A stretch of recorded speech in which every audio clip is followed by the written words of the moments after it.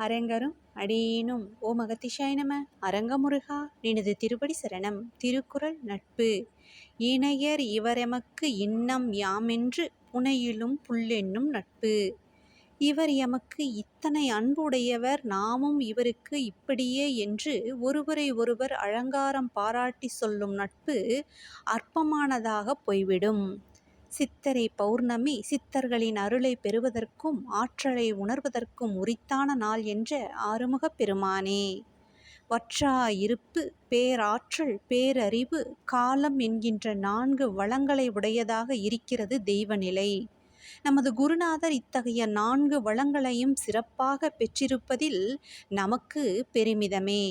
ஞானிகள் மகான்கள் இயற்கையோடு ஒன்றி வாழ்ந்தார்கள். உலகம் தோன்றியது முதல் இன்று வரையில் தனது வாழ்வின் நிலையை எந்தவிதத்திலும் மாற்றிக்கொள்ளவில்லை எவ்வுயிரினமும் மனிதனைத் தவிர.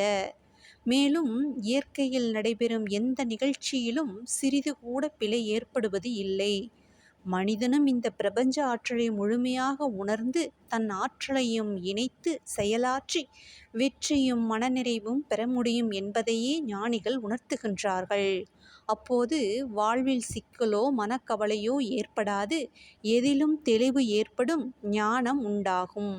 சித்ரா பௌர்ணமி நாளில் நம் எண்ணத்தில் பாவம் செய்யும் எண்ணம் நீங்கி புண்ணியம் செய்யும் குணம் அதிகரிக்கும் என்று நம்பப்படுகிறது.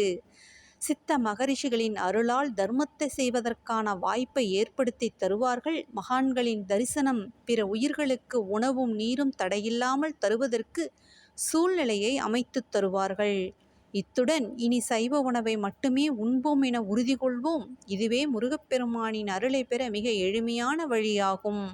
எண்ணிலா கோடி சித்த ரிஷி கணங்கள் திருவடிகள் போற்றி போற்றி. குருவின் அருளோடு பணிவான காலை வணக்கம்.